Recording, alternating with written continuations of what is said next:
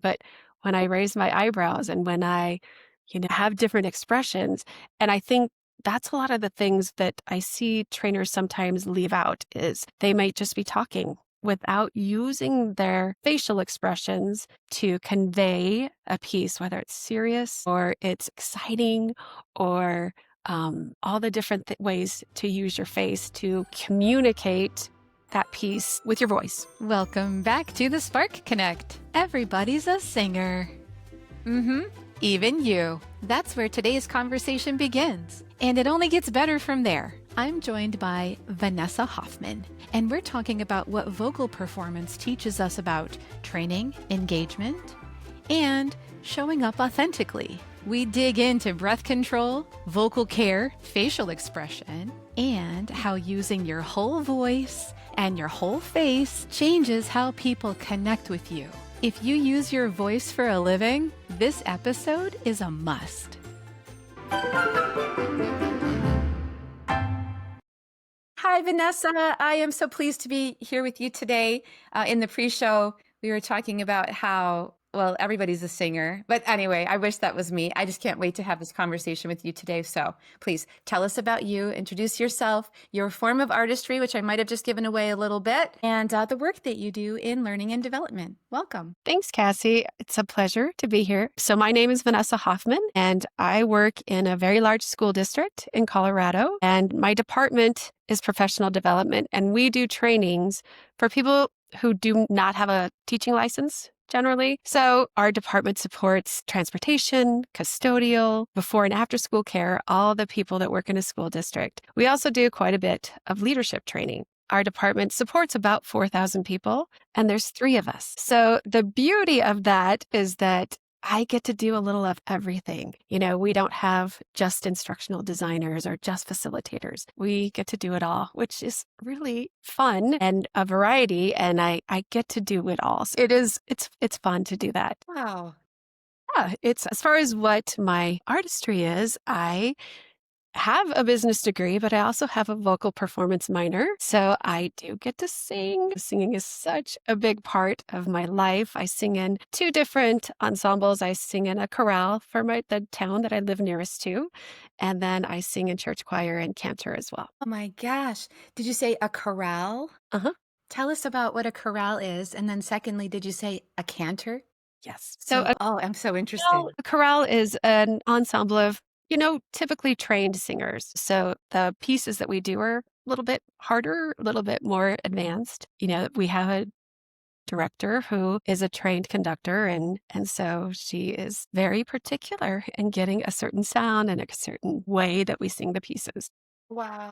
And then at cantor at church, there is a choir, but not everybody's trained. Everybody, just likes to sing. See, everybody's a singer. And a cantor is somebody who does some solos, like they do a piece of the mass solo. I've heard of cantor because of the lead singer of Disturbed. He is trained, and I thought for some reason that was connected to the Jewish faith to be a cantor because he leads, or he grew up that way in his family. I don't know that he still does that. But he is like a hardcore metal singer, but that is where his training comes from. And I was so fascinated by that. And so to hear you say cantor, is that outside of the Jewish faith, that word, that terminology? I believe so, because I do believe it has to do with religion, because like when I cantor, there's a piece that I do from the altar and I lead it, and then part of the congregation joins in part of it, things like that. But yes, a cantor typically leads a part of a service. Okay, a leader. Yeah, and that's where I learned about that first. Oh my gosh. So, when did you begin singing? When did you realize I'm the one who likes to vocally perform? I'm trying to remember if I ever didn't. I've always liked to sing.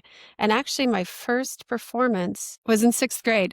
Our music teacher, the 6th graders would do an operetta. I did HMS Pinafore, and that was the first performance of singing I probably did. Of course, me and my sister, and we would always do plays with our cousins and things like that, So performing was always kind of there, and I don't ever remember not really performing it. I will say during COVID, the thing that I missed the most was singing, and singing with others and that's where I realized just how much a part of me it is. I see. It's so hard to do it online. There's that ever so slight delay, and then you're Mhm. not really hearing each other in the same way. Exactly. Are you familiar with Eric Whitaker? Yes. Oh, it's just so amazing what he does there Yes. and what he has done. I got to see a keynote with him doing that. Were you there at ATD when we saw that? Yes, except our flight left before so we couldn't see him. It was so sad. I I missed know. that.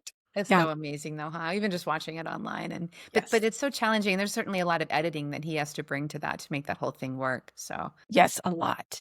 another Yeah. one that reminds me like that. I love when Jimmy Fallon gets people together and has them sing. He had the cast of Hamilton during the COVID times. Did you see that? Yes, I did. It was so Yeah. great. I'm thinking of Hamilton because I'm going to see that this weekend. So I'm excited. I literally just watched it again with a friend. I love the Disney version, that Oh, they yeah. put out with Lin-Manuel, and it's so amazing. Such a great show. Yeah. So you ended up going to college or university with vocal performance. You got the business degree, but then the vocal performance was a minor. That is right there a sentence for what I feel like my work has been. I must be business, but we'll do this minor thing as performance. But tell us about how much that performance side of you informs the work that you do in business. Well, and it's interesting, you get the business degree, but I wasn't going to let it go, right? It was that important to me to even, and I'll tell you that my my music classes were much harder than my business classes. Music theory and things like that. It's not easy. It's challenging. And so, but that was an important piece to have. I knew I wasn't going to major in music. First, I'm probably not good enough, but also I didn't want to teach. Here I am, right? I didn't want to teach at the time, but I didn't, I didn't think I could have a career, make enough money sort of in just performance. So, um, now I totally forgot the question.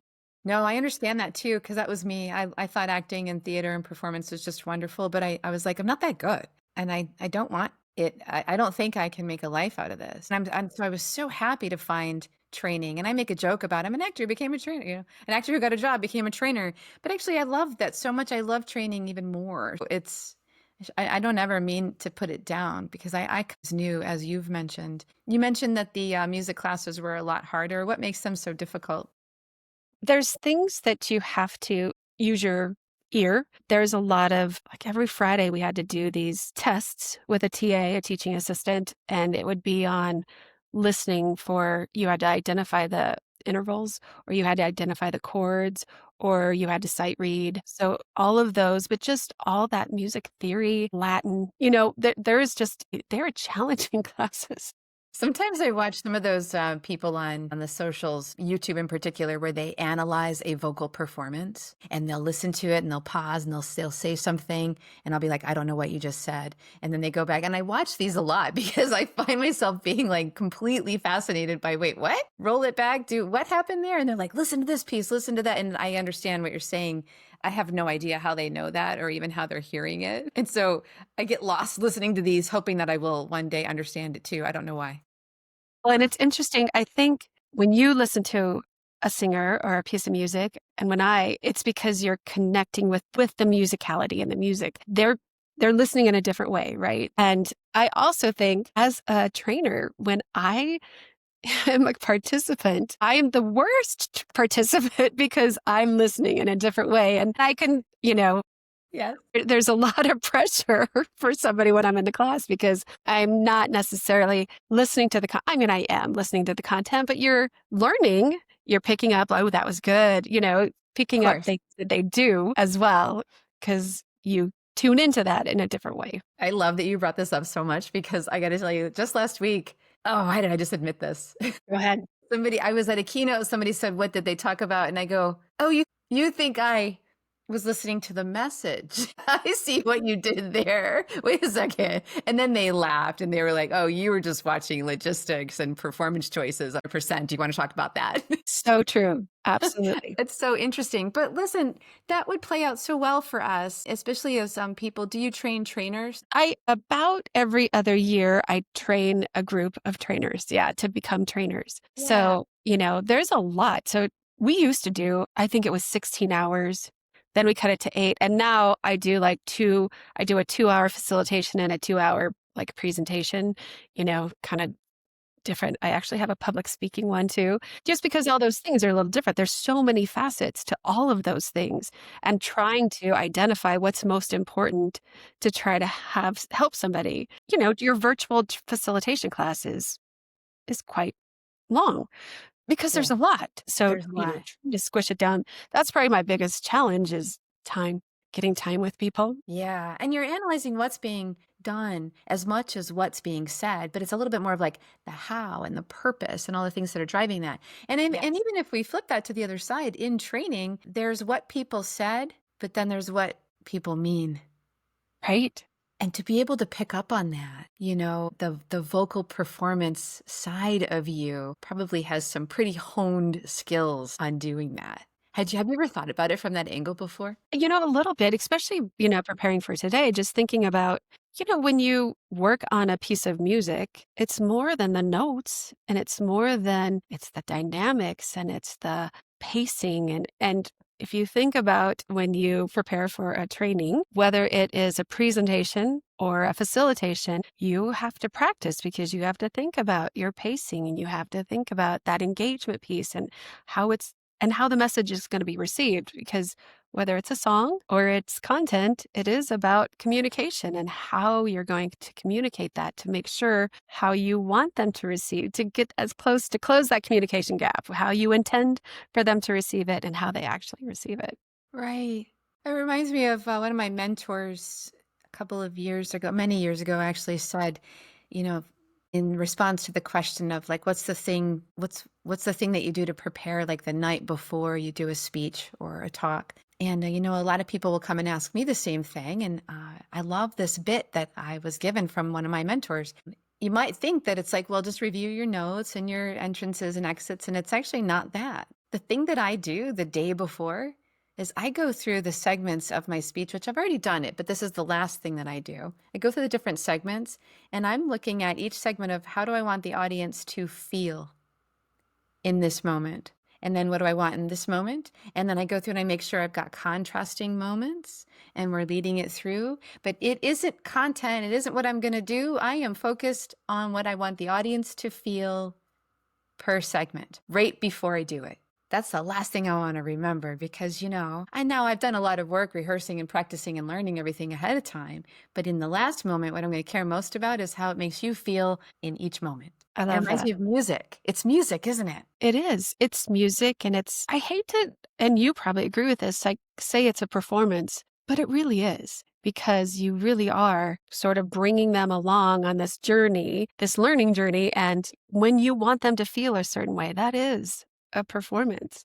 Why do we talk down? Like, why in business? And I've heard this over and over again. You said, I hate to say it's a performance. Why do we do that? Where do you think that comes from? I know from my perspective, I don't want to put the pressure on other people because I think when people are asked to perform, they freak out. They get so Okay. anxious and nervous. And so I think the word performance brings some expectations. And so I don't want people to have that pressure, Yeah, but it I think really you is. nailed it. You're right. It's like that's too high of a standard to live up to. I'm supposed to be Hollywood or Broadway right now. It immediately goes there, doesn't it? With the impact that media has on our world. As soon as we use the word performance, I think we have two sort of visceral reactions. One, I'm supposed to be a star, or two, it's fake. Right. But I think you and I would agree there are so many truly authentic performances. And I think as an audience member,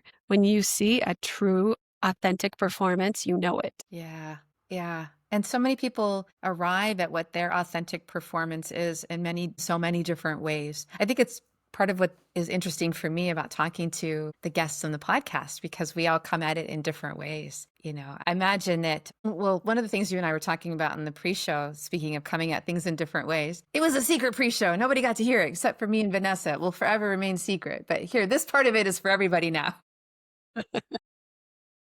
How many trainers I've worked with, I wouldn't say speakers, but I would say trainers in the corporate world. that don't take care of their voices, don't realize what they need to be doing there. That the idea of a vocal warm up just seems so outside of a comfort zone. Yet their voice is what they use all day long. And they're teaching, some people teaching 5 days a week, 8 hours a day. And I know their voices are sore, but there's not a consideration of what I can do to make that better. And who knows that better than a person who sings? Yes. Or a person that uses their voice. We didn't talk about this, but I actually had my thyroid removed many years ago. And that sort of is very near your vocal cords. And so I have struggled with hoarseness after that. And so there are very many things. And thinking about you use your voice. And if anybody speaks constantly for several hours, you're going to notice that. I had rehearsal last night. And so it's so dry in Colorado right now that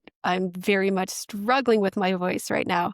So there are so many things. It is a muscle.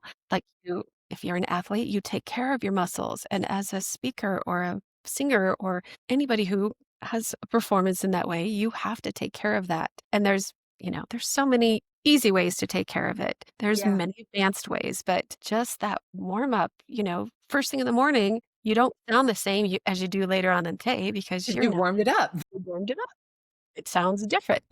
When I flipped that switch in my head that related it to exercise in the gym, and I applied that to the voice and just the whole face and the whole neck and your body, and then the result of that, it changed everything for me. And it is something that I do on a daily basis as well, whether I'm speaking that day or not. There's a lot that's going into that to make it feel just better. One of the places that was really challenging for me personally was breath. I would find myself quite often out of breath when speaking, and I think it's connected to being by default an emotional person. But then I learned it was that I don't breathe deep enough. I don't have enough air support, and so I have to do those exercises, which of course are the hardest ones for me to do. Go Mhm. figure. That's where I focus. And then another tip that I learned with vocal warm up and vocal, let's say, control, if I have that, was when you're in a networking event and it gets louder and louder and louder. And I remember some mentors of mine saying, go lower.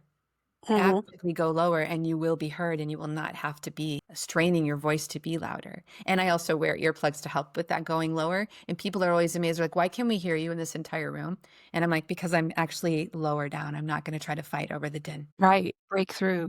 And, when you do that, it's very difficult. It's very hard on your voice to do that. Very hard. Like those are, am averse to networking events the night before I do a keynote. Smart, I right? stay in and I stay warm and I stay by myself and don't talk to anybody. And then I Hydrate. get up and exercise in the morning and do the vocal warm ups.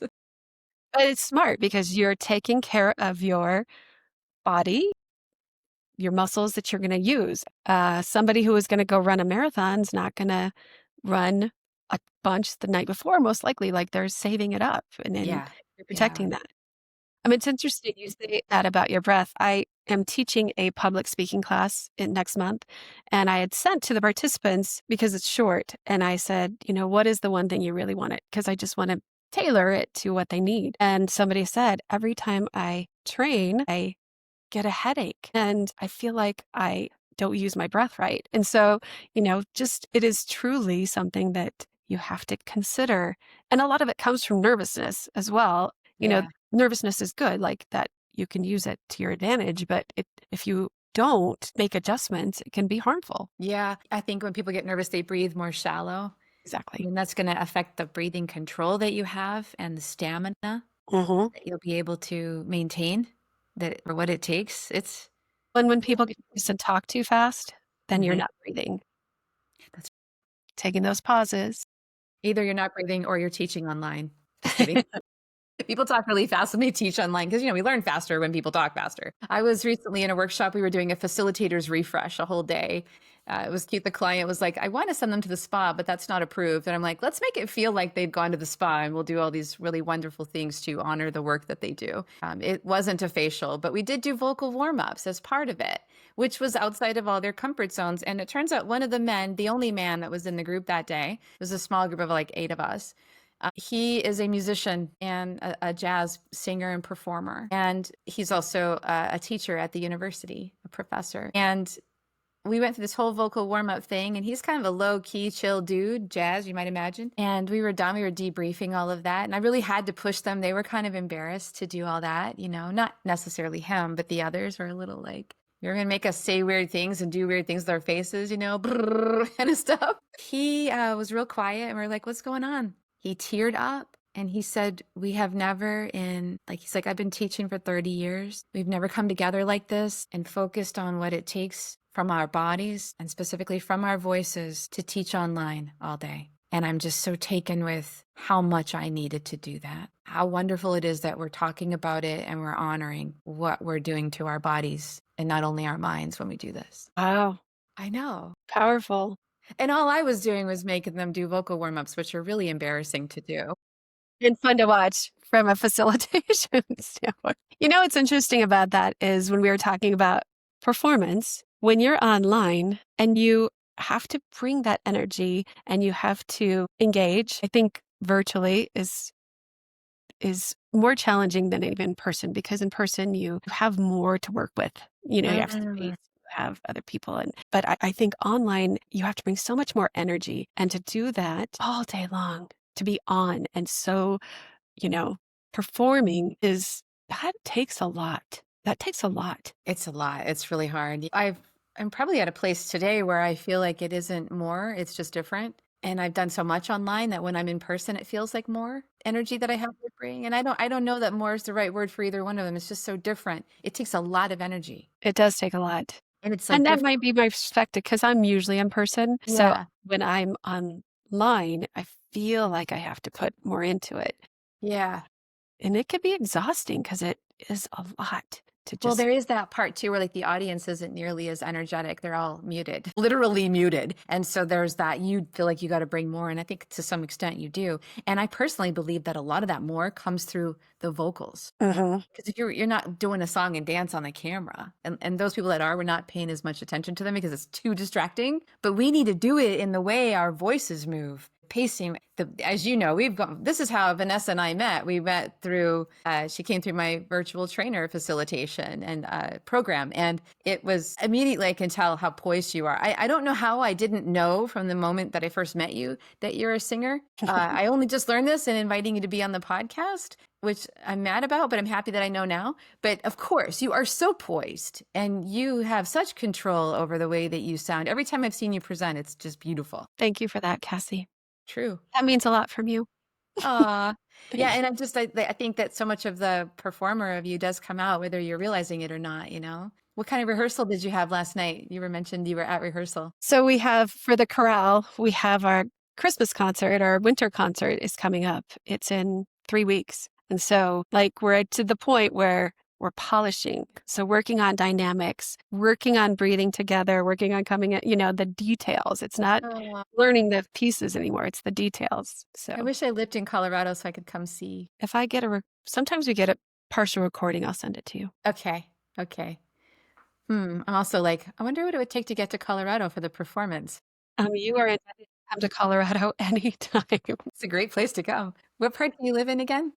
So I live in a town called Larkspur. It is south of Denver. It's probably about 45 miles south. I live west of Larkspur in a very rural area. It's lots of trees and lots of wildlife and very quiet. It's a very beautiful place. I live in upstate New York in Rochester, and I too live in the forest. I identify with Snow White in many ways. And it's quiet. People think I live in the city. I don't at all. I only have an acre, but it's all trees, deer, raccoon, all the things. And see, that's us too. It's about 1.5 acres, but it is very, the nearest grocery store is 30 minutes away. That's how I explain it to people. It's very outside of a town or city.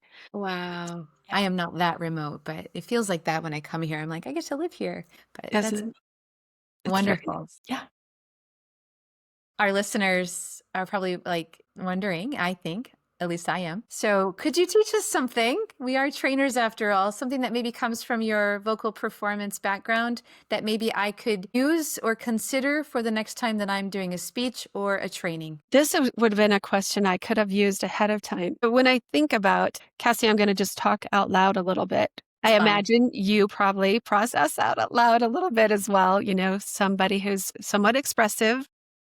I mean, that's like, I think the only way. Yeah. Yeah. In fact, it drives my poor husband crazy because I'm like, call a friend is my number one go-to, Yes. 100%. When I think about the parallels between the two things and getting ready for a singing performance and getting ready for a facilitation, there's lots of parallels. There's all the preparation, choosing the piece, choosing the content, as well as I love that you say how you want to make them feel. Typically, when I have a content piece to prepare, it's around what do I want them to take away? Like, what is the learning that needs to happen? Sort of that objective. But, how to get there, you have to get their buy in. You have to make sure that they are ready for it and that they want it. So you have to sort of engage them in a way that you do with music as well. Because if you just sang a piece, it's not that interesting.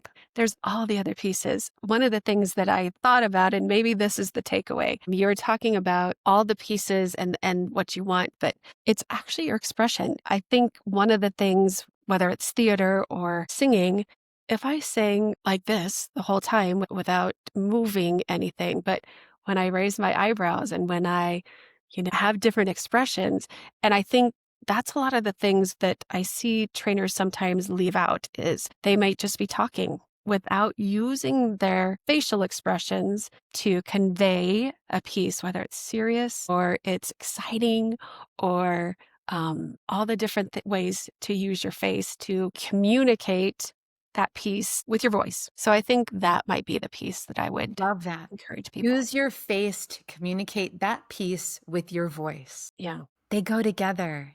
And when you lean into that, they support each other too, and they lift up, and it helps people to lean in. Yeah. And I don't know, I think sometimes whether it's singing, I notice a lot of singers don't or forget, like, use your whole face. Use your whole face. I know it's like that whole, we make fun of the deer in the headlights. Yes. But You when made you're me think about, afraid, like, we pick on people that are monotone who present online, especially, and in any context. And one of the ways to manage that is what you've just suggested. Consider your facial expressions and in like just the whole embodiment of that moment. Leaning in, leaning back, eyebrows up, smile, eyes, even just and a sideways, I think part of virtual training for me, even when you're not speaking, even when you're listening, even you're still, right? It's all those nonverbal clues that you're communicating still. Mhm. So you can't just, you have You to just sit still. there and do nothing. It is odd. Yeah.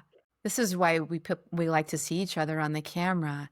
We don't necessarily like to have to be on it, but we do like to see one another because we're wanting to see those expressions and be able to respond to them because communication is a two-way. Absolutely. And really recognizing that about yourself and going, I'm going to lean into it. I know through all the theater performance and even Dale Carnegie life that I have, one of the things that's always stuck out for me is they told me, at Dale Carnegie in particular, just do it 10 times more than you think you need to.